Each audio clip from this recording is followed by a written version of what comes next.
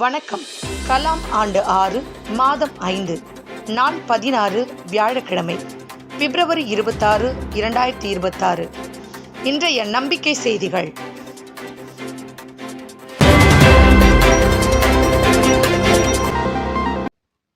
ஆண்டினை பூர்த்தி செய்த முழுமை. அரசியலில் 100% நேர்மை, தூய்மை.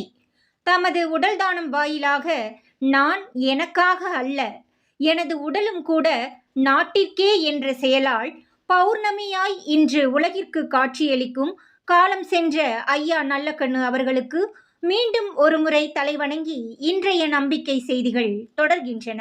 நம்பிக்கை செய்திகளுக்காக சென்னையிலிருந்து தயாநிதி. இடம் மாற்றம் லட்சிய பேராசிரியர்கள் முகாம் கோவையில் பிப்ரவரி 28 மார்ச் 1 என 2 தினங்கள் நல்லூர் வட்டம் லட்சிய பேராசிரியர்கள் முகாம் பல்லடம் வனம் பவுண்டேஷனில் நடைபெறுவதாக இருந்த நிலையில் சில தேவைகளை முன்னிட்டு கோவையில் ராம்நகர் 108 அன்சாரி சாலையில் உள்ள ஃபார்ச்சூன் ஓட்டலில் நடைபெற ஏற்பாடுகள் செய்யப்பட்டுள்ளதாக நல்லூர் வட்ட இளைஞர்கள பொறுப்பாளர் செல்வி கீர்த்திகா தெரிவித்தார். மேலும் விவரங்களுக்கு 9159889869 என்ற எண்ணை தொடர்பு கொள்ளவும். நம்பிக்கை செய்திகளுக்காக புதுச்சேரியிலிருந்து ஜூலிதாஸ். காரைக்குடி விகோ செயற்கைக்கோள் வெற்றியினை தொடர்ந்து தமிழகத்தில் மற்ற அரசு பள்ளி மாணவர்களுக்கும் அந்த பயிற்சியினை அளிக்க மெடோவோயோ கன்சல்டன்ட்ஸ் நிறுவனத்துடன் ஆலோசனை.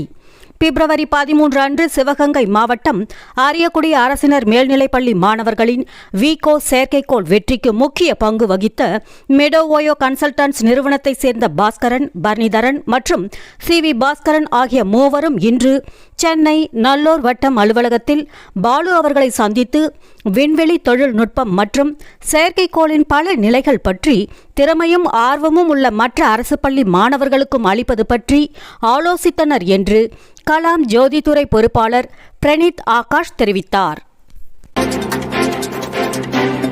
நல்லூர் வட்டத்தின் லட்சிய ஆசிரியர்கள் பள்ளி பணியையும் கடந்து சமுதாய பணியிலும் பொறுப்பேற்கிறார்கள்.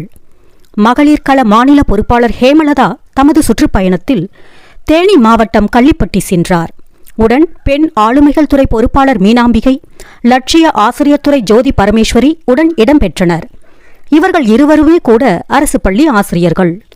அங்குள்ள அரசு துவக்க பள்ளிக்கு சென்றபோது ரேணுகா, பெனாசிர், சண்முகப்பிரியா, மரகதம் ஆகியோர் லட்சிய சமுதாய கட்டமைப்பினை புரிந்து கொண்டு தாங்களும் அதில் இணைந்து செயல்பட ஆர்வம் தெரிவித்துள்ளனர். தமிழகத்தில் பொதுவாக அரசு பள்ளி ஆசிரியர்கள் நாங்கள் எங்கள் வகுப்புக்கு பாடம் நடத்தவே நேரம் போதவில்லை, அரசு வேறு அடிக்கடி பல்வேறு பணிகளை கொடுக்கிறது, நாங்கள் செய்வதே சமூக பணிதான் என்று கூறி வரும் சூழலில் இவர்கள் லட்சிய ஆசிரியராக பொறுப்பேற்றிருப்பது அவர்களது இயல்பான சமூக பொறுப்பை பறைசாற்றுகிறது. நல்லூர் வட்டத்தின் லட்சிய ஆசிரியர்கள் தமது ஆசிரியர் பணியை தொழிலாக கருதுபவர்கள் அல்ல, மாறாக தமது சமூக பொறுப்பை நிறைவேற்ற கிடைத்த வாய்ப்பாக கருதுபவர்கள். அது மட்டுமின்றி நல்லூர் வட்டத்தில் அவர்கள் 2 கலந்ததினால் வாரந்தோறும் மற்ற ஆசிரியர்களுடன் நேரடி இணையவழி சந்திப்புகள், வாய்ப்பு கிடைக்கும் போதெல்லாம் இல்லம் தேடி உள்ளம் நாடி செல்வது, முகாம்களில் கலந்து கொள்வது போன்றவைகளை ஆர்வத்துடன் செய்து வருபவர்கள். இவர்கள் தங்களது செயல்பாடுகளுக்கு விருதுகள் எதையும் எதிர்பார்ப்பதில்லை.